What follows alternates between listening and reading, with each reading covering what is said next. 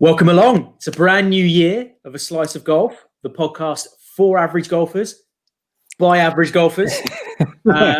Super excited for the year ahead, but of course, we're back in lockdown. So this week, we're going to be talking about 2021 predictions and a little bit of stuff about what you can do in lockdown as well. First things first, did any of us manage to squeeze any golf in right before the lockdown came in? Personally, I did, but I'm going to hand it over to Chris. I don't think you played, did you? I don't think that this is a nightmare for me. I haven't touched a club since I can't even think when I last played. It was before Christmas. Must have been. I don't know. No, I've not played any golf. Not been to the range. Not even got the putt out. If I'm honest, the putt out is out, but I've not used it as much as I should have. I can actually reckon I can tell you the last time you played golf, because I looked at this earlier today and I reckon it's the 1st of November. No. Where did we play on the 1st of November? We played Chelmsford on the 1st of November. And that was the last one before the last lockdown. Oh, if that was the one before the last lockdown. Yep.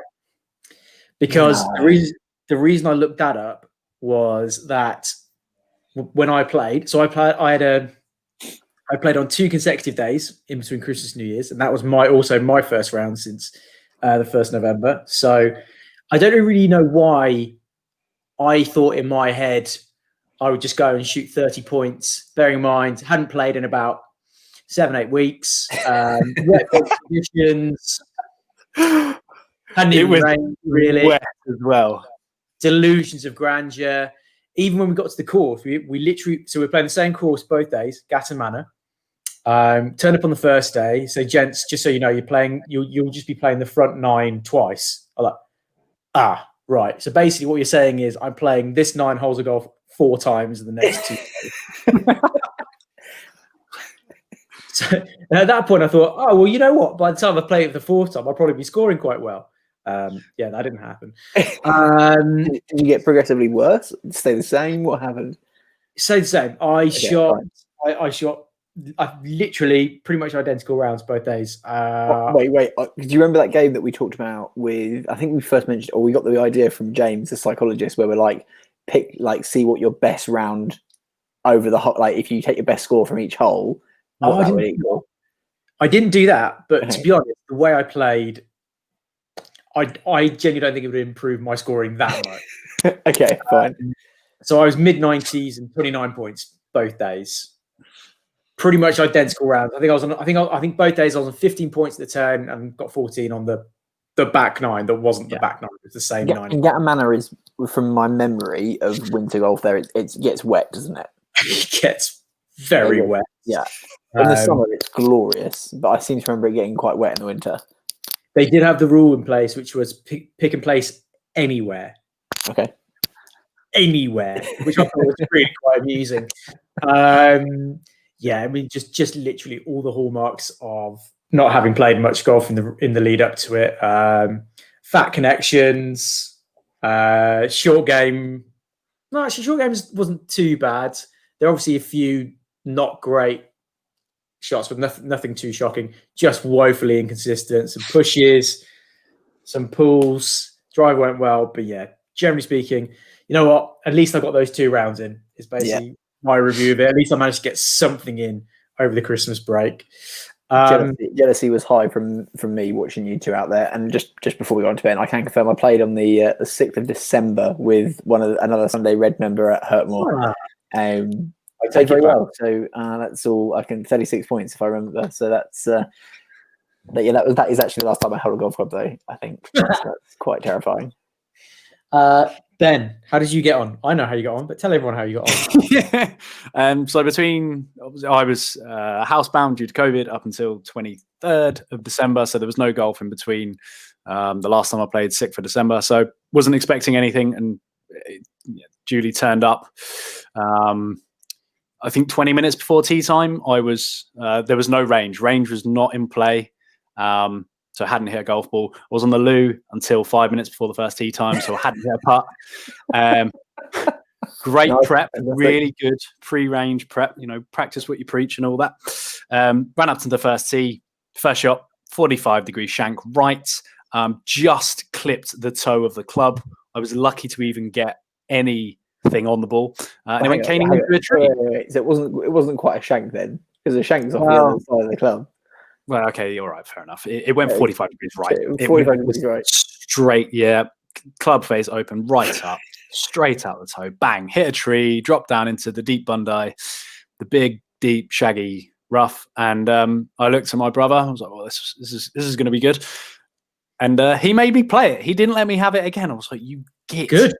Absolutely. Where are you playing? Mariswood. Mariswood. Okay, yeah. Okay, great. Yeah. Hang on, you expecting a first hole mulligan from your brother? Well, I thought, no warm up, literally a couple of swings, no putts, no range. I was going to offer him one. Well, actually, I did offer him one, but he was like, "No, I'm fine," because he was left side of the fairway, hit it pretty well, annoyingly. So kind of that set the tone for the day. If you're going to have a mulligan, you've got to agree that before the round. You can't be asking for it after you've hit a dodgy first shot. I kind of felt it after a few weeks. It was really wet. It was cold. No warm up. I thought, we'll be friendly. It's Christmas after all. Nah, that would never happen. The brotherly love didn't extend a whole lot. Forget brotherly love. If I just nailed the shot up the fairway, rare, obviously, but I would never be letting you have a mulligan off the first if I just hit one. Oh, yeah, I think he regretted that later on, because there was some real kamikaze golf going on. It got to the stage. It was just so wet. I mean, there was someone warned me about it prior to going over there, that it got really wet and boggy. But I just thought, right, I'm just excited to play golf. It got to the fifth hole, and I looked over at my brother and was like, oh, I'm done. Like this, it was so wet.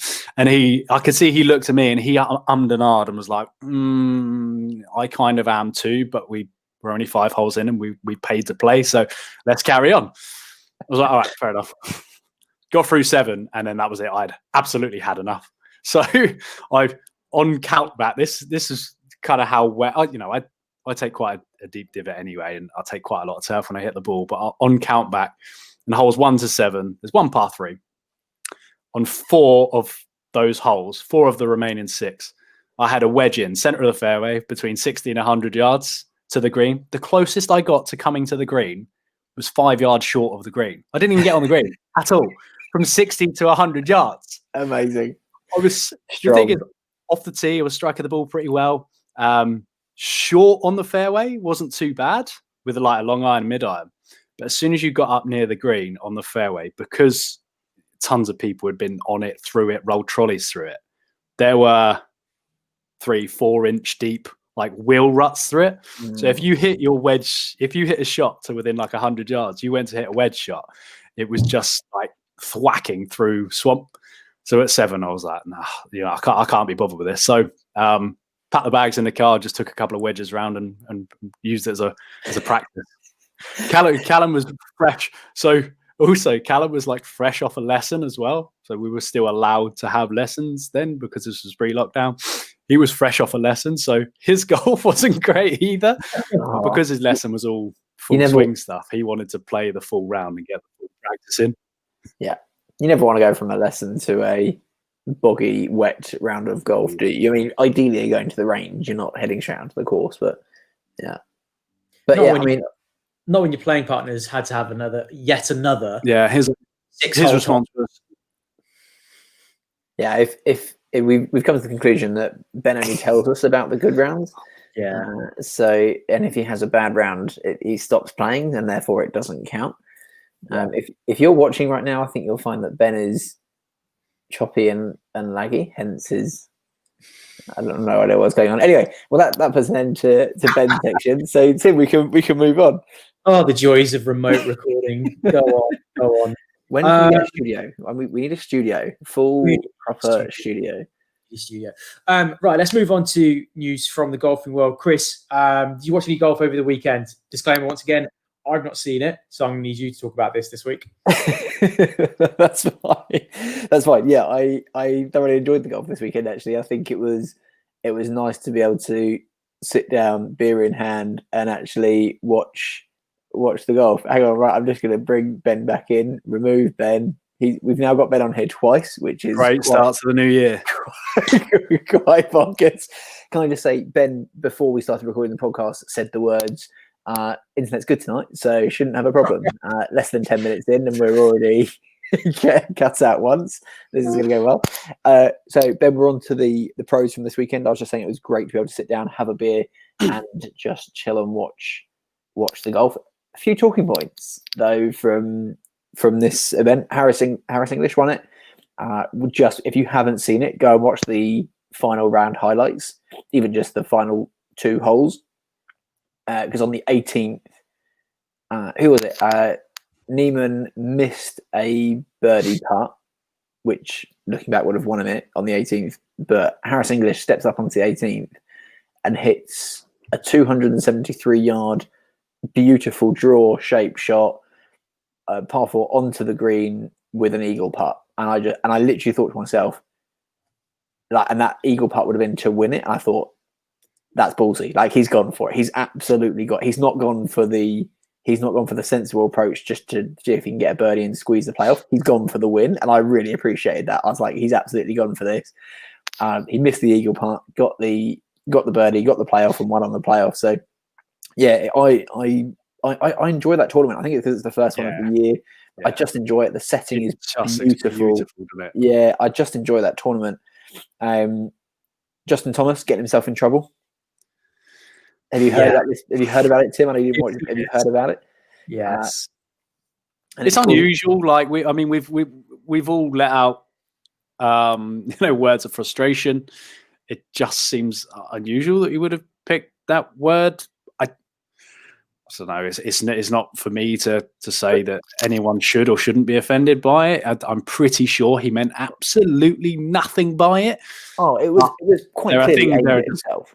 Yeah, like, quite clearly aimed at himself. For those who haven't heard or seen it, it was a homophobic slur. I think is the way that you would define it. And it was absolutely aimed at himself.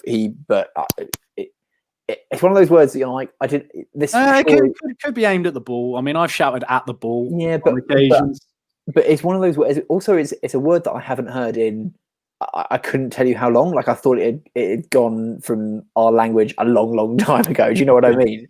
It's still unfortunately pretty well. Its usage in that context is still pretty prevalent in the States in terms of using for that reason. You can't be saying that. You can't be saying that. And there's been a lot of you go on to whenever I want to read into how people are reacting to something, I go onto Twitter and just look at all the comments, and it just gives you a really good insight into A, there's some absolutely horrible people in this world, but B, it gives you an insight into what people are actually thinking. And I think generally it just came across as people were like, I get what's happened, but you just cannot be saying that anymore, basically. And some people being like, why is everyone getting so offended? He said it to himself. And I was like, I get that he said it to himself, but it's just not a phrase. You can't be using it in that connotation. You can't be using it in that way. He's getting so he obviously wasn't aware that he had been. I don't think he was even aware that he'd used the language. When it's at the end, he sounded quite surprised, but was very obviously very apologetic. But I mean, yeah, it is what it is, isn't it? Yeah, I don't know. I don't really know. Like I said, it's how do you get beyond it? How do you explain it? I don't know. From someone who has occasionally lost it on the golf course, you literally cannot explain why you do things, and that's but I actually don't mind. Like, it's the classic Tommy Fleetwood giving the middle finger to the ball. Quite funny, but still probably shouldn't be encouraged. But I think there's a different. It is literally the word that he could have used. He could have sworn on TV. Yeah. He could have sworn, and it would have been okay. Like, they'd have just been like, sorry for any bet, but it's because of the phrase that he used as the issue. It's not the fact that he's having a go at himself or the ball or whatever. It was the phrase that he used. It's the words and the context it was used in that just you can't be doing that. Can't be doing that. But golf. Anything else to mention? Yeah, just I've got a couple of things written down. US TV coverage is still shite, but glad to see kind of Sky pick up the slack and fill in the footage where US broadcasters would keep going to either the leaderboard or to an ad break after 2 or 3 shots, and then Sky would kind of jump in and like continue showing the footage. So I don't know in the States what you're getting, but kind of in the UK we're getting quite a our broadcasters filling in the gaps quite nicely and doing their own commentary. Oh, it's outrageous. Like, Ben, I'm sure it was you that did some research into it. Wasn't it you that did some research into this? Into like the contract is like a 20-year contract, and it says that they have to have 45 minutes of ad breaks every hour or something ridiculous. Yeah, nuts. Yeah, I can't remember the numbers off the top of my head, but a few things that come around with every new year on tour is obviously contracts are always done, ended, finished on the new year. It was odd to see Patrick Reed in gears other than Nike. I don't know why I picked up on that, but he had. I didn't even pick up on that. What was he wearing? He had a Titleist hat on, and then he had different sponsors over his shirt, which Nike don't ever allow it. So I think it was just odd on the eye. And I think some of his colours I looked at and questioned a little bit. It was also odd watching Jon Rahm. His whole professional career, the whole time I've ever seen him, he's been TaylorMade Adidas. But pleased to see he played pretty well with the new sticks. Now, we've seen this before with Justin Rose when he switched over to Honma, won the first tournament. It'd be interesting to see how he gets on in the next month. And it's something that kind of I briefly mentioned before starting about something that I wanted to bring up. In the lead up to kind of Christmas, particularly over December, I wasn't interested in watching much golf towards the end of the year. I think I'd kind of got almost golf fatigue from watching it. And I'm experiencing similar sort of thing with football in the Premier League at the moment, because there is so much going on. There is a game every single day, like there was a golf tournament every single weekend. I never felt like I needed to watch it. But after having like a 4-week break, I was desperate to watch the tournament this weekend. So I made sure it was on the TV as long as I could. In the UK, it was on at stupid o'clock at night, so I didn't watch tons of it, but I tried to watch as much as I can. And it kind of then, I've always been put as much golf on the TV as possible.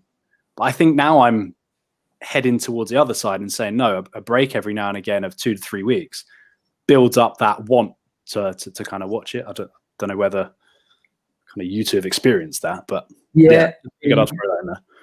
Yeah, the fact that I didn't watch any this weekend is probably a bit of a testament to that. But actually, we'll come on to talk about some of our predictions for the year ahead and the majors later in the pods. And actually, just actually thinking about the majors ahead, I just started watching a load of course vlogs around Torrey Pines, Kiowa. Just got me really, really excited. So I've kind of, you're exactly right. I think I've had that kind of hiatus, and now I'm ready to like just absorb. No, I totally agree. I totally know where you're coming from. By the way, if I was just looking on my phone here, trying to look at what Patrick Reed, who's sponsored by, and he hasn't updated his website if he has changed sponsor, so I can't see anything immediately obvious. But I'm now immediately intrigued, so I want to go find out. And also, this is, I don't know whether YouTube spotted it. It's kind of well, sort of eagle-eyed, sort of not, but Callaway Odyssey, essentially the same company. Yep. Jon Rahm switched over to Callaway. He was gaming all of their clubs wedges through driver, but he hasn't found his Odyssey putter yet. So Odyssey released that Jon Rahm was, signing with Odyssey and was set to play Odyssey. And he played the whole weekend with his TaylorMade Spider, which is quite amusing because that's been his gamer for the past few years. Awkward. Yes. Well, the other bit of sort of big news that has come out of the golf world this actually just in this last 2 days, maybe, PGA's decision to strip the Trump National of the 2022 PGA Championships. You know what? We're not even going to touch the politics. Please stay away from politics. We're not going anywhere near that. Where we are going to go with this, it got us to thinking. Is there anything that would ever put us off playing a golf course? Disclaimer: I think I struggle to think of a course that I wouldn't be happy to return to at any point. To be honest, I'm happy to be out and golfing. I think it would take a lot for me to not go back to a golf course. But there are still some, I think, that you can potentially leave with a little bit of a salty taste in the mouth. So what we're going to do is we're just going to talk very, very briefly, probably not briefly, probably ramble about things that put us off golf courses. So I did ask the boys to sort of go through and compile these. I'm going to ask you to cut it down to maybe 3 things each, if that's all right. So who am I going to kick off with? Chris, do you want to kick off on this one? Yeah, I'm going to be honest. I reckon I can bring mine down to 1. Wow. Okay.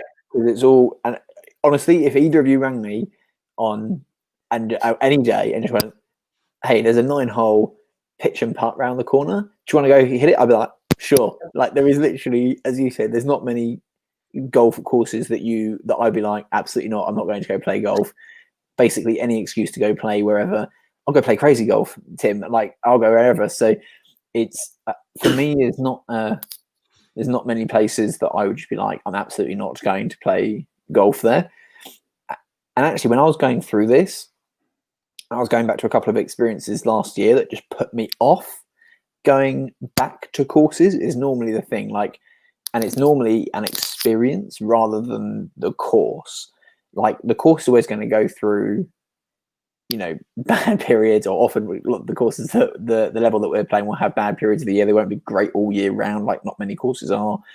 So I kind of allow for flexibility in that. I think in my head there has to be a basic level of course. If it's a proper 18-hole course, if it's being pitched as a pitch and putt, then I really don't care. For me, it comes down to customer experience, and this is a big thing for me. Like, I genuinely don't care whether we're turning up to like a bucket list top course that's cost hundreds, or a 20-25 quid a round green fee somewhere. Their experience is something. Sure, there's the material experience, like the look and feel of a clubhouse, but I'm talking about like the person to person. And like, as an example, last year I got invited to play a course. I've not played there before. Members guest, turn up, walk into the pro shop, don't even get a hello. Basically, the look I get back from the guy standing behind the desk is like, "You've just fucking ruined my day. Why have you walked in here?" And the conversation carried on in that manner. And I was just like, literally don't know where I am. I'm looking for this person. Can you point me in the right direction of the range? And it was just like nothing, like anger, not anger, but just like, I don't want to be talking to you. And I genuinely go, yeah, not bothered about going back, but because of that experience rather than anything else. And it's nothing to do with the look and feel of the course. It's nothing to do with the look and feel of the clubhouse. It was how I was communicated with, if that makes sense. Totally agree. Could not agree more. I actually wrote this down on my list of things. Okay. And interestingly, I've actually only encountered this in England. Okay. Now, I'm not saying I've traveled the world and played golf by any means, but I would say we've been on golf trips abroad, through organised golf companies, and through that we've played some lovely courses in Portugal, Turkey, where, to be honest, these courses have hosted professional events. And if anywhere was if no one has a right to be stuffy, but if there was an expectation of any club to be stuffy, it's going to be one that's hosted a PGA level event. You could not have been better looked after than we were at those courses in Portugal and in Turkey. Even Wales, actually, we were looked after super well when we went to Celtic Manor last year. And the only places I've really experienced it are actually on I don't like saying it, but kind of smaller community-based courses in England is where I've seen it, which is ridiculous to say. It's possessive about their club. It's why you in our club instead of. I'm not even sure it's that, to be honest with you. Like, coming from a businessy background, I honestly think it's, well, actually, a lot of it I'm just like, is you be a normal human being, just smile and say hello. It's not that freaking difficult. That for me goes a long way. If you just actually smile and say hello and want to help me when I come into your business that I'm paying to be in there for, like, that for me is just the basic level. But I genuinely think a lot of it comes down to probably training, and actually you've got someone who's probably not ever been in that role or isn't right for that role, who is finding themselves in that role. Perhaps I'm kind of giving these people a way out here.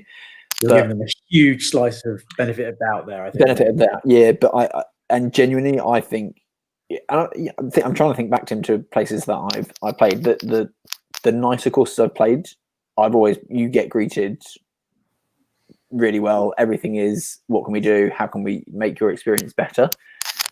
And I just think, why can't we have that? Suppose that's I mean, first of all, I was kind of talking about members being quite possessive, but kind of following on from your point just then, I think those courses are potentially because they rely so much on tourism that maybe that's why. Whereas the smaller clubs, they're used to just the same members. They don't need tourists. They don't have a huge, tea time book of guests. So maybe that's why.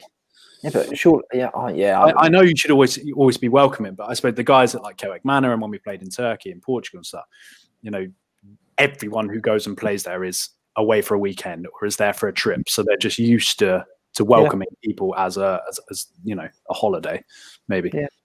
I don't know. I think for me, it's just it shouldn't matter where you are, what business you go into. And I'm not looking for the full Abercrombie and Fitch, guided round the shop kind of approach, but at least I thought you were saying welcomed at the door topless. That would be quite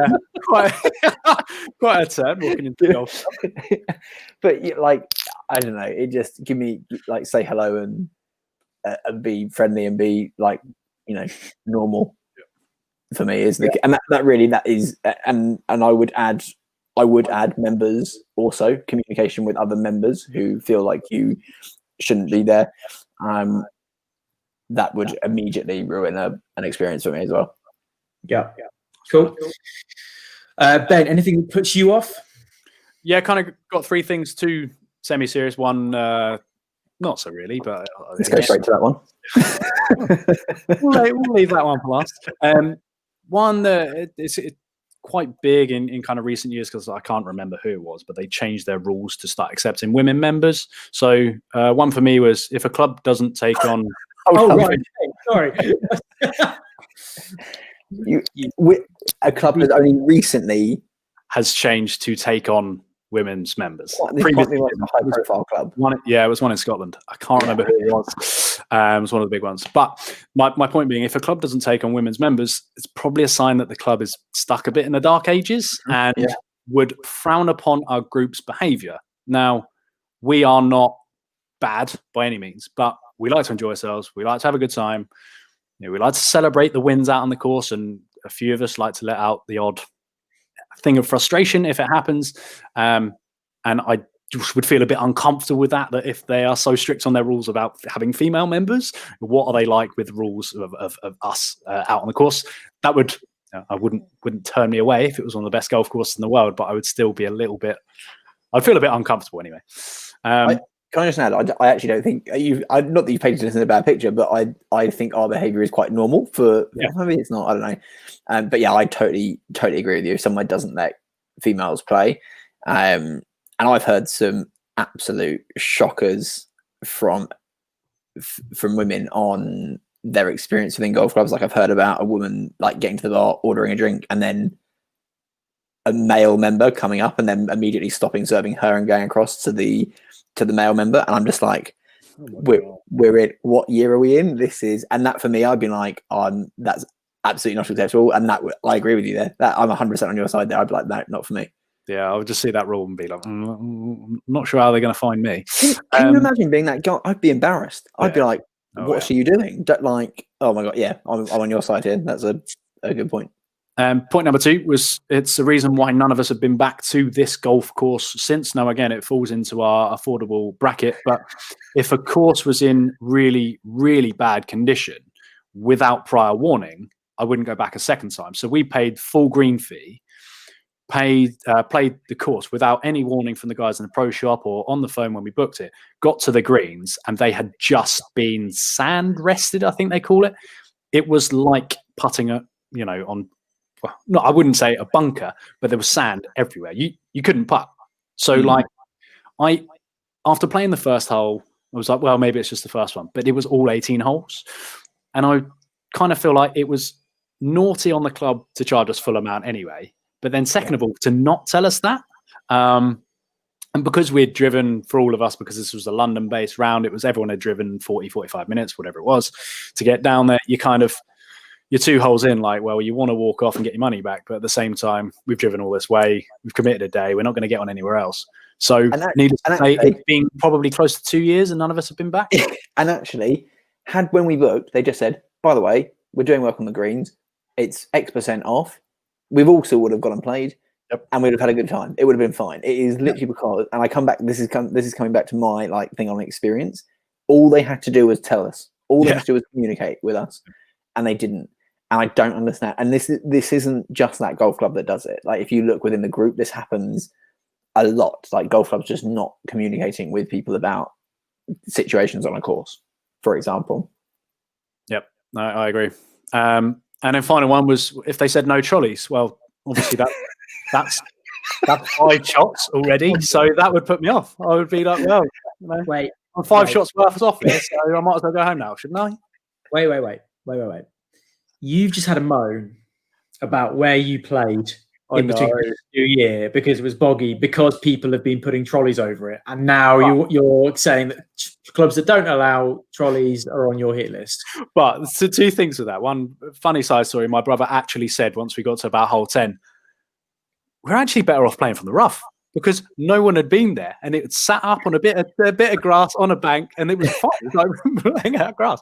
Anyway, secondly, they could have cordoned that off and said, right, no trolleys here, but you could push a trolley right up to the green. So, that's their own fault. Okay. Okay. All right. Good to know that just pick places that Vallis can't plug and play based on can you take a trolley on the course? Yeah. Oh, it would make me sulk. Yeah. So to be honest, you guys have largely covered things that are on my list. Greens and that particular experience at that golf club was very high on my list. The other thing I wanted to talk about, and this only really comes into play when you've paid a little bit more to play there as a slightly premium price tag attached to it, is if there is a significant stretch of a golf course which just doesn't really have any character or it's just a bit uninteresting. There's a particular course in Surrey. I'm not going to mention its name because I don't want to dig out courses, but I think Chris and Ben will know the course I'm talking about. There's one course that immediately came to mind, so I'm intrigued if it's actually the one that you're talking about. I would say there is a stretch of at least 6 holes. Oh, I know. Yeah, which are just not interesting holes at all. They are kind of just straightish fairways. You don't really have a view. There's not a lot of thinking involved. And then you get to about the 17th and it becomes really interesting again. Oh, the ones on the other side of the road. Yeah. Yes, you know where they are. the ones on the clubhouse side of the road, glorious golf holes. Yeah. You know what? You've got me. You're on my wavelength. To be honest, if you're paying, this particular course does command quite a steep green fee. For me, if the course is not interesting throughout when you're paying more money for it, that does put me off. Like I have no qualms going and playing 18 holes, paying, I don't know, let's say £30 for 18 holes, I have no problem playing there. If there are some holes which are a bit samey, I do have that issue and I do get a bit annoyed when you're paying more money and it's just not a very interesting, seems to be not an amazingly thought out course. I have an issue with that. Yeah, fair. I'd say that was fair. Would it stop me going back? I mean, I haven't played at that particular course for a long time because of I don't think the green fee matches the quality of the course. I think we can play very similar courses for like 15 quid around less.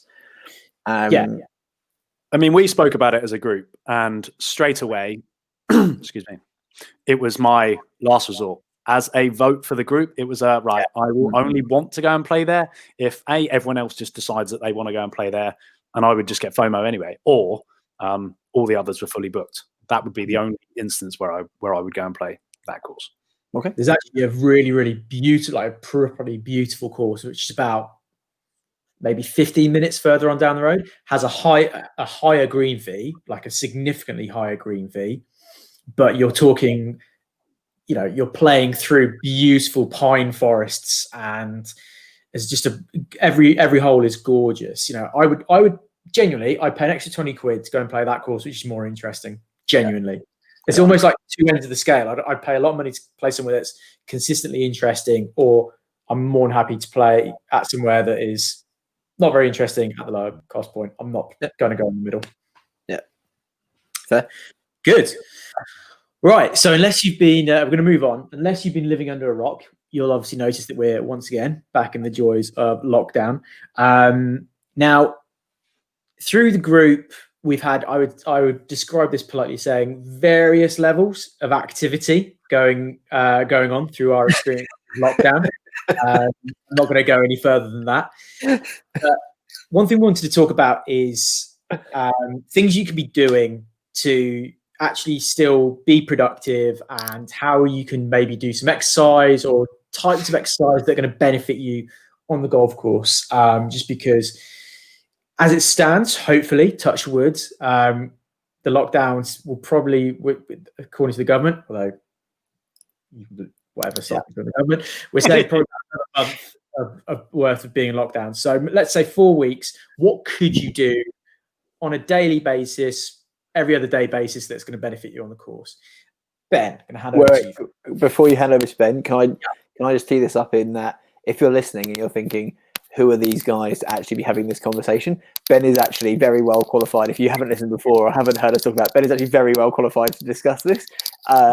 Being a PT, strength and conditioning coach, I'm probably butchering it there, but whereas when Tim messaged in the group earlier and said, let's talk about this as a good topic, I was like, I really don't think I'm anyone that can talk about this based on my stats of the last 12 months.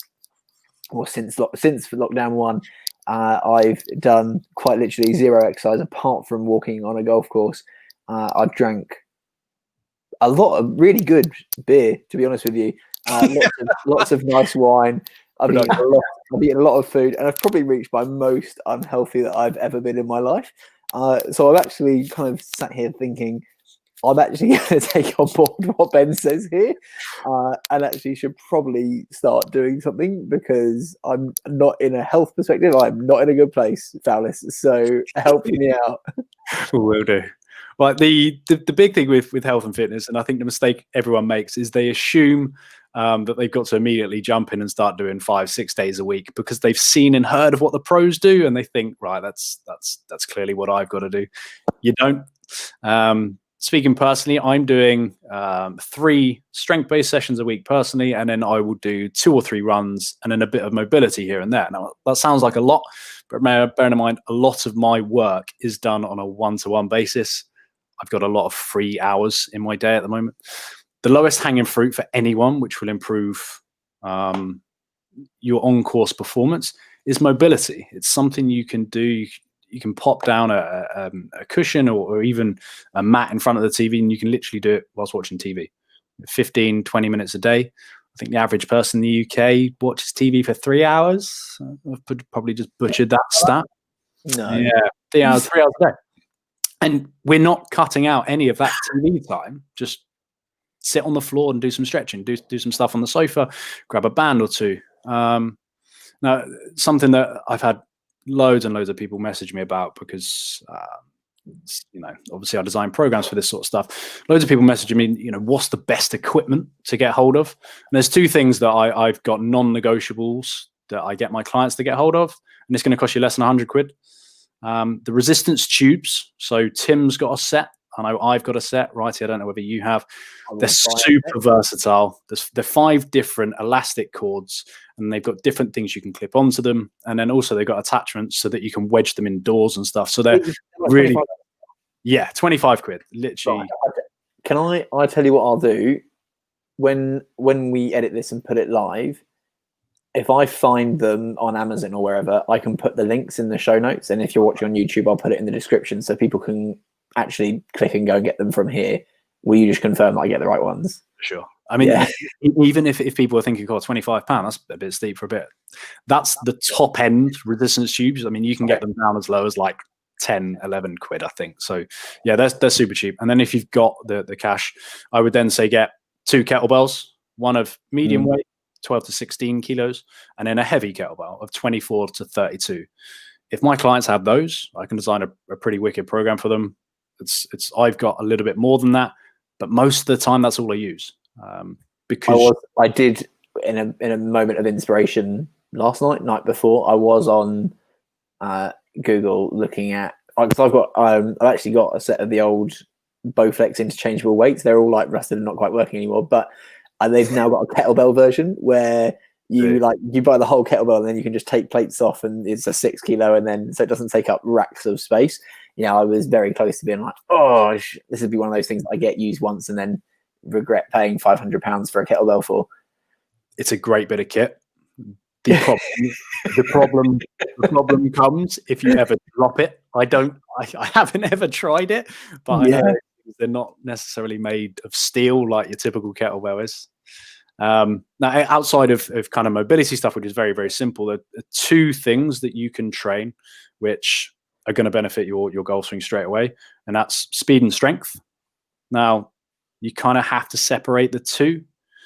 If we're looking at a pro, the obvious comes to mind of Bryson. He can launch it a mile and improve that much over their first lockdown because he did tons of speed work with his driver and then the super speed swing sticks. It's basically swinging as fast as you can. Isn't that what he's been using? He's been using the speed swings. Is it interesting? I've not read a lot into them, but I'm going to take us on to a whole nother. It's fine. I'm going to come on to them in a sec. So jump back. Think of that question and come back in. So he was using his drive and the super speed swing sticks. Literally training the body, getting the body used to moving at speed, and then spent a bunch of time in the gym getting strong. Now, we don't have access to a gym that Bryson would, but we can all replicate what Bryson's been doing with the driver.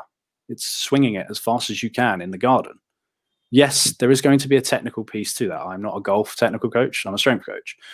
But you can do reps upon reps upon reps, just like you would if you were doing push-ups or squats, and you are going to get better at it. If you swing as fast as you can, your speed is going to gradually increase. So you've then got to be careful when you take that onto a range, onto a course, because you may start sending howitzers all over the place because your timing will be slightly off. So it's definitely something to then go and practice when you're back on the range to get your timing back. But it's something you can impact. So this is... there's absolutely no reason for anyone not to work on their speed if it's dry. You can do it in a garden or you can do it in a park. All you need is space to be able to swing a driver. A drill which I've got a couple of the golfers that I work with doing is a step drill. So you set up as if you're about to hit a full driver. You take your left foot off the ground for a right-hander. You step near your nearest foot and then a big step forward and swing as hard as you can. Okay. That makes sense. Yeah. You do 20 of those full tilt. You'll know about it the next day. I'll be honest with you, 20 of anything right now fills me with a little bit of dread. 20 of them. You are working so incredibly hard to generate that speed. I've done a lot of training. I've done a lot of this stuff. Even after doing 20 swings like that, it's still very fatiguing. But this is the point where I've said to friends, using the super speed swing sticks, because a couple of them have bought them, and then anyone doing this sort of drill, they're largely going to be ineffective if it's just these you're working on and not incorporating the strength stuff. So Bryson has done so well because he's done the speed stuff and then he's gone in the gym and done the strength. One without the other isn't necessarily going to make you a better golfer. Dare I ask why? So the strength side of things is your balance and your coordination.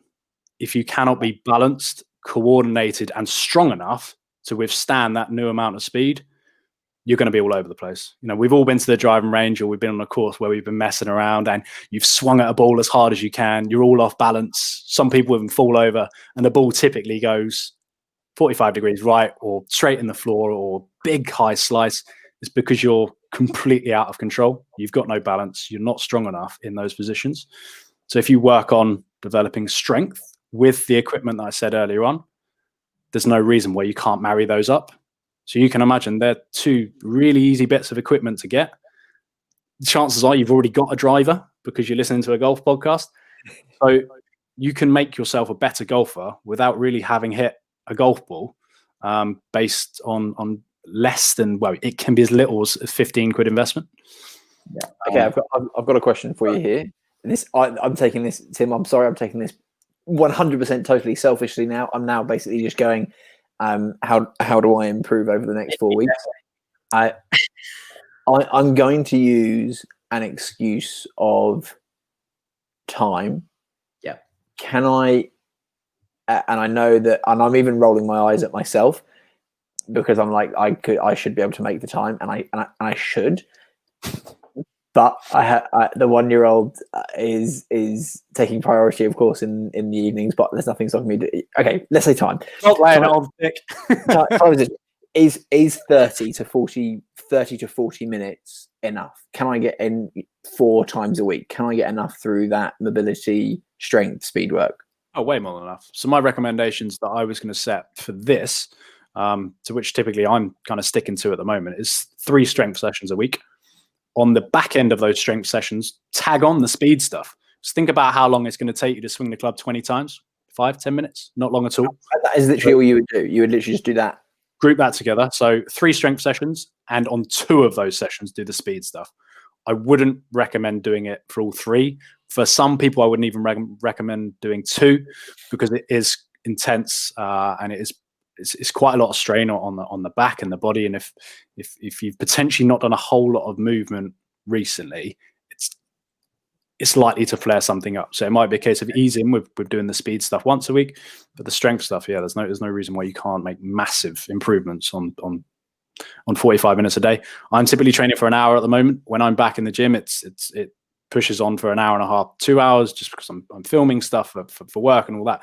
But at the moment, yeah, I no more than an hour. So there's no reason not to. Fine. And yoga, yes or no?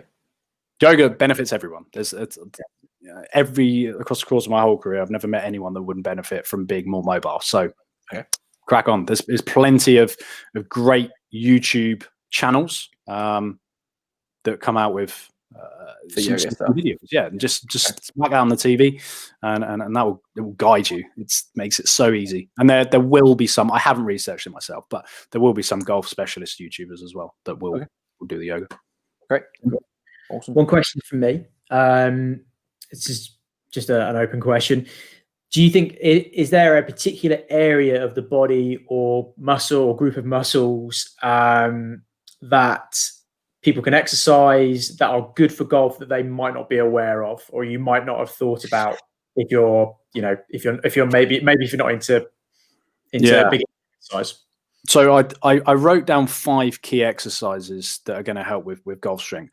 Just because if you think about a golf swing, it's not a one muscle group movement. You are contracting pretty much every muscle in the body. It's not a slow, ploddy kind of movement. You think of a golf swing, full swing, which we'd really focus on improving here.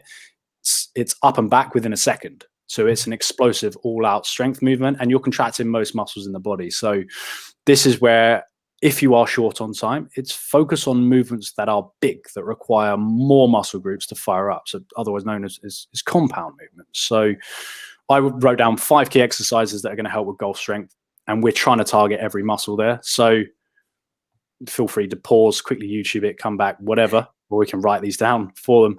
It's a tube, and it's with the equipment that I've suggested. So it's a tube wood chop. Now, a wood chop, you are rotating. It's learning to control a rotation, and you're rotating with and against the resistance. If you can rotate better, you're going to become more balanced in the golf swing. Kettlebell renegade rows. Now, a renegade row, you are in a push-up position, and you perform X number of reps of a row. So you're rowing from the floor. Now, you're working hamstrings, glutes, all the muscles up your back, all the muscles in your abs, as well as a little bit of your biceps, all the muscles that work in the stabilizers of the shoulder. There's a hell of a lot going on, massively underrated exercise. And again, it's going to make you a lot more stable because it's so heavily imbalanced on one side of the body. There's going to be a theme with that. Next exercise, number 3, we're going unilateral racked kettlebell squat. Sounds fancy. It's literally holding a kettlebell up to your sternum and then squatting with it. So you're only using one side. So that, obviously, if you've got a 32 kilo kettlebell on one arm, nothing in the other, that makes you incredibly imbalanced. So that switches on all the stabilizers that run all the way up your trunk. And if you can control it, super slow down and then explode up, all right, it's going to help you generate more explosive power from the floor, which it's what Steve, the golf coach in the Sunday Red group, does a lot on. It's kind of force reaction and ground reaction forces coming up off the floor explosively. It's a simple way to achieve it with a kettlebell. Number 4. Now, variation of this, progression, regression. There's a single leg toe touch, literally balancing on one foot, trying to touch your toe. It sounds easy. You'd be surprised how many people that I coach in the gym that I get in. This is one of my tests that I check with every client. You'd be surprised at how many people can't touch their toe off on one leg. Part of me wants to try this immediately right now while we're recording, and part of me really doesn't. Key point is keeping your trunk neutral. So by that, I mean, it's you just want to think about keeping your spine as one solid unit. Don't hinge, don't bend over, all right? Because that is when it becomes quite simple.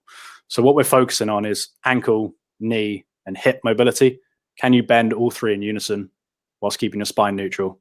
Touch your toe and then come back up. All right. You do 10 of those, you certainly know about it. And again, that's working massively on your balance and coordination. Progression from that is add a kettlebell into it. So if you're standing on your left foot, you hold the kettlebell on your right arm. It's known as a single leg RDL or a unilateral RDL. And then final one is to develop explosive power and strength off the floor. It's vertical jumps. So there's your combo piece of speed and strength. Since you're standing on a spot, squatting and jumping as high as you can. Soft landing, a few deep breaths, and then go again. So I think the mistake I see people make with these, because I see quite a few people do these in the gym, is they try and bound from 1 into 2, into 3, into 4, and try and make it like this HIIT-based exercise. Golf swing's not a HIIT exercise. All right, it's an all-out one-off explosive movement. So reset every time, bang, get up in the air as hard and explosive as you can. It's can I say I think we need. I'm not going to challenge you to come up with this right now, this second, but I feel like we almost need a challenge. Like I feel like we almost need like a hashtag for this. Like what is the that everyone can get involved with, that we can all aim towards. Because if I'm trying to do this on my own, it's definitely not going to happen. If I've got other people in the group holding me accountable, I'm definitely more likely to do it. So again, from a completely selfish point of view, I'd like you to come up with a challenge. Yeah, I mean, got it. I'll write that down. Yeah, that everyone else can get involved with, or if someone listening has got a hashtag that we could use, tweet us, message us, Facebook us, whatever, and let's come up with a challenge that we can all get involved with. Even if, I mean, just with those 5 exercises, if you were to, it's completely different. If you are listening to this and we are post-lockdown, then these exercises are still going to benefit you. But if you've got access to a full gym, then there's going to be more stuff that are going to be beneficial for you. But for this present moment, if you add those 5 into one training session, you're going to benefit a heck of a lot. Your strength, mobility, and coordination, your balance will improve greatly, very, very quickly. Just one kind of quick thing, because it's something I've heard, and I feel like I need to dispel the myth there. He's the greatest player of all time, but you do not develop strong legs for golf from running. Tiger credits having strong legs from running like 4 miles a day. I can't remember the exact number, but that's it's not going to help you with your golf swing. It's just something that he was possibly told early on in his career. He just instilled it in him. He's the best player in the world, so he's got that in his mind, and it's almost like a superstition thing. Running will benefit you on the golf course, but not in your golf swing. Endurance. Yes, endurance from a perspective of, it's going to help you when you're standing over a putt, right? And if you can control your heart rate a little bit better, you can control your breathing, you're going to be more steady. That comes from any cardiovascular piece of exercise. So when people talk about doing cardio, they think about going for a run or they're going for a bike ride. That won't directly benefit the golf swing, but it's going to benefit you on the golf course in certain situations. I was mainly thinking about, we all know it, where you can all think of a moment on a course somewhere where you're walking up a hill and you're thinking, this is freaking killing me. And then you're standing over your next shot thinking, I'm still catching my breath from walking up the hill. There's no chance this goes well. So I'm kind of thinking from that perspective.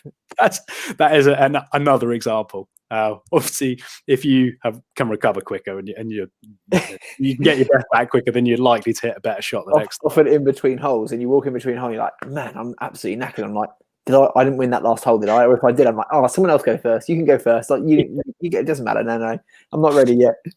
So yeah, in that sense, this is where I've been saying to clients is like, right, get the strength piece in, because that's where we really want to focus on it. The majority of people prefer doing the strength stuff than they do the running or the cycling. If you want to do anything on top of that, just go and do it. Go and enjoy a run. Go and get out in the fresh air. Particularly at the moment, we don't get to get out a whole lot, so go and use it. Awesome, awesome stuff. That's great. Nice one, Ben. So as Chris says, let us know how you get on. Share what you're doing, any tips or any a log of what you're doing in lockdown. Share it on the various social channels with us. It'd be good to see what you're getting up to, and then let us know any challenges we can get involved in. If anyone does have any questions, like I said, we'll put the links in there so you can have a look at some stuff. But if anyone's got any questions, just ask. Ben's in the group. More available. Ben is in the group, so you can tag him, find him, etc. Great stuff. Right now, because we can't play any golf at the moment, we're going to do the next best thing when it comes to a bit of crystal ball gazing, and that is talking about our predictions for the year ahead. So what I'm going to ask is, we're just going to go for this. We're just going to go put it all on the line. We're going to put who are going to win who's going to win the majors this year. We're going to tell you. We're going to tell you right now, so you can get all your bets in nice and early. So let's just no frills. Let's get into it. Let's go with this. So should we do this event by event, or should we go one by one with us and going through the events? Let's go event by event. We'll all name our three. We'll go event by event. Okay. Right. So just to be clear, we don't need an essay here. We just need one. We just need the winner. We just need the winner. We're not going top 10 or top 5. It's just the winner of the event and a short explanation. Okay. So we're going to do this in chronological order. So the first tournament of the year is, anyone know? PGA Champs at Kiawah Island. Correct. Right. You know what? I'm going to go first on this one. He's not won anything in 2020, but I'm backing him to roar back a bit next year. I'm going Brooks. I think Brooks is going to. Okay. Yeah, I think he's going to time it. I think he'll have a bit of pent up frustration from seeing DJ storm to the Masters. I'm going Brooks for the PGA. Okay. Chris? JT. Okay.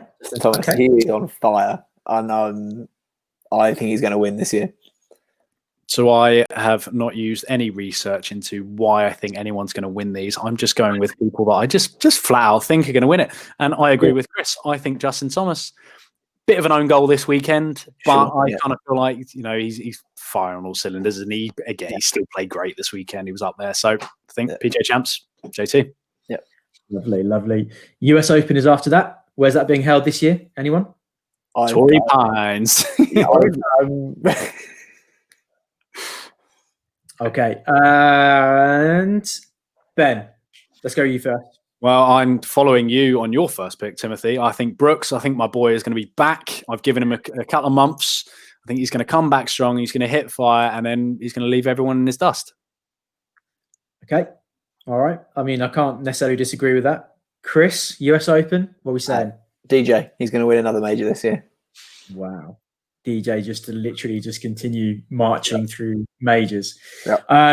I think of all the majors next year, this is going to be one where one of the, if you like, the outside of the top 5 are going to win. So I'm going to go a little bit left field. It's down to between 2. I genuinely think one of these guys will definitely win a major before their career is over. So I'm going to go, I can't decide between Webb, because I think he will win a major at some point.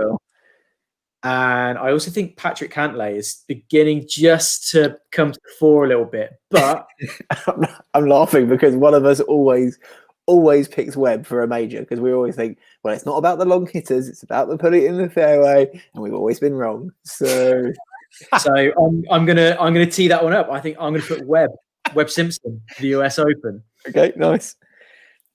Lovely. Right. The Open. Back this year after a hiatus in 2020. Chris? I'm so excited for this year, by the way. I'm very excited for this, and this is Tim's biggest ever own goal. The person who's going to win the Open this year is Tyrrell Hatton. Okay. Interesting. This is actually mainly because he's probably listened to this podcast. He's heard Tim rule him out of his Ryder Cup team, and it's basically going to be a big middle finger to Tim. So I'll take. You know what? If he wins it and he gives me the finger, then that's fine. That is absolutely fine. That's not a phrase you should ever say. Not in that way. Not in that way. Good. I think I've lost the other. And let's move on quickly. Who do you think is going to win the Open? I, similar to Chris, went with home experience, but I went with Tommy Fleetwood. I really want him to win it. It would be great. But yeah, Tommy. Yeah, I actually also put down Tommy. I originally put down Paul Casey because I think his form's been good recently, but I just think, yeah, Tommy feels like a good bet for me for the Open this year. I don't think Casey's ever going to do it, unfortunately. I'd like him to, but just one of those players. I just get a feeling that he's not going to be able to string it together for 4 rounds and take something. I don't think. All right. Well, that's you saying that. Hope we'll see how that goes across the year. And the final one, the Masters. Obviously, we don't need to go through where that is. Everyone knows where that is. I'm going to go first on this one. I'm going to go with Chris's original prediction. I think the time is going to come in 2021 for JT to win a Masters. I think he's got the game for it. I just think it's going to be his time next year. So JT for me. And let's go, Ben. I went with Schauffele. I think Xander's going to do it. I know we keep talking about it, and one of us typically picks him at each major for the picks. But I think your boy is going to pull through to him. And I haven't mentioned either of my boys. I know. I was very surprised actually. I had a few. I had sort of 2 or 3 that I feel like could be up there. And I actually think Morikawa is going to take it. Okay. Got PGA Champs this year. Yeah, PGA Champs this year showed he had absolute resolve under pressure. I think honestly, I think Victor Hovland. I almost put him in for one of them. He just in an interview recently when he won. You could see he was still quite nervous about it all. I was just like, I think he needs another year or 2, and then he'll win one of the majors. And I also really wanted to put John Rahm in there, but I felt like Morikawa might pip him in the Masters. I had Rahm down initially, but I just think the switching clubs, it's going to come back to bite him on the arse at some point. He's played well so far, but I just think it's a massive change. And you look at some of the high-profile players that have switched away from clubs; they've not fared so well in the first year, typically. So, yeah, fair. That's why I didn't put them in. Tim, have you written those all down? Because I want to review these at the end of the year. These down, so don't worry. What we'll do, we'll come back and we'll review this at the end of the year, but. Just before that, I'm going to give you an even more ridiculous challenge. I want you to tell me who you think the top 5 ranked players in the world are going to be at the end of 2021. Mm-hmm. And Chris, let's go to you first. To be honest with you, this was quite easy, mainly because when I then looked at the top 5 and looked at who I'd picked for winners, they were all there or thereabouts. Yeah. I actually think, I don't know if he'll stay number 1 the whole year, but I think DJ will finish the year number 1. Justin Thomas will be number 2. Colin Morikawa will make it to number 3. Tyrrell Hatton will be 4, and I've gone with John Rahm at 5. That's a big climb for Tyrrell Hatton next year. Where's he? 15 at the moment? No, 10. Close. 10. Okay. Yeah. Okay. I mean, it's definitely within reach. I mean, if he's winning the Open, that's going to get him flying up there. True. That will shoot him up there. Yeah. Ben, let's hear your top 5 at the end of this calendar year. So kind of continuing on what I said about Rahm and the majors, I've got Rahm continuing on the slide this year, so he falls out of the top 5. So for me, it's going to be Dustin Johnson. I think he's just hit his stride last year. I've got a feeling he's going to carry on. I've got DeChambeau second, which pained me to write it down, but I can see it happening. JT in 3rd, Morikawa in 4, and then my boy is coming up in 5th. He's making his surge to first place. Brooks Koepka is number 5. Interesting. Very interesting. So Personally, yeah, completing the trio, I reckon I can't see DJ not being number one at the end of next year. I've gone DJ 1, JT in second, John Rahm 3. Okay. I think he'll still do okay in kind of point scoring and on the race and rankings wise. I don't see him winning a major event. I put Morikawa up to 4th, and then I agree with Ben. I think Brooks is going to come back this year, and I think he's going to be sneaking in at 5th at the end of the year. So that's quite interesting. There's a lot. Obviously, there was always going to be. There's a lot of similarities in our top 5. So this is going to be very interesting to see where we get at the end when we review this time next year and see where we've got to. Now, can we just have? We need to add in. Are we still going to have Højgaard watch this year? I feel like we should. I want to know how Rasmus is doing. Yeah, definitely. This year, have we got any other insider tips that we should be looking out for, Ben? No, none. No. I have an inside tip for this year. Okay. I don't know if this is what I'm going to call it, but Scotty Scheffler, I think, is going to have a big year this year. Okay. So I don't know if I want to call it Scotty Watch because that sounds a bit odd, but I'm going to keep an eye on him. I'll put it that way. Okay. So that's my tip for. He's not really an emerging player because he's already massively high up in the rankings, but I think he's going to carry on this year. Okay, nice. Like it. Right. So I did say to you guys on the chat that I was going to hit you with just a little bit of trivia just to round off this week's pod. I'm actually nervous. Don't be nervous. Nothing to be nervous about. So, great stat. Top 25 in the world at the moment, right now. There are only 5 players currently in the world's top 25 rankings that were also in the top 25 rankings 10 years ago. Right. Can you any thoughts on who those 5 players are going to be? So, DJ, Rory McIlroy. Yeah. Cool. Who's in the top 25? Stenson's not going to be, is he? No, he's way off. Nope. Molinari? No. Nope. Pulse? No. Nope. They're not in the top 25. Christ. Has Lee Westwood got back into the top 25? No. It's a good shout, but he's not in there. Okay. 10 years Tiger? ago.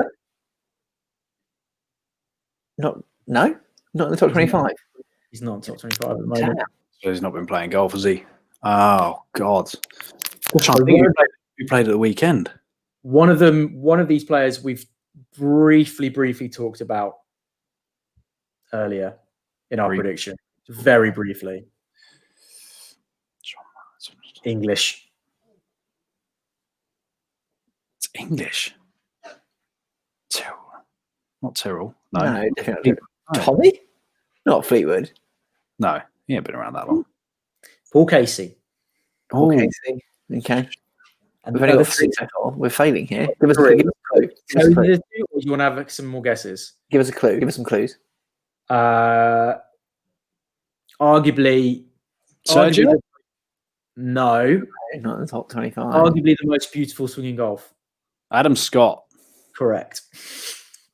Is Oosthuizen up there as well? Correct. Oh, well done. Oh, very nice. You took those two. All right, a nice little bit of trivia just to round off the first part of this new year. I think that's about it. That's all it from me. Anything else we want to talk about before we wrap up for this week, gents? No, that's all from me. Oh, all good. Great stuff. Thanks so much for listening once again, and we'll see you on the next one. Cheers. Thanks, guys.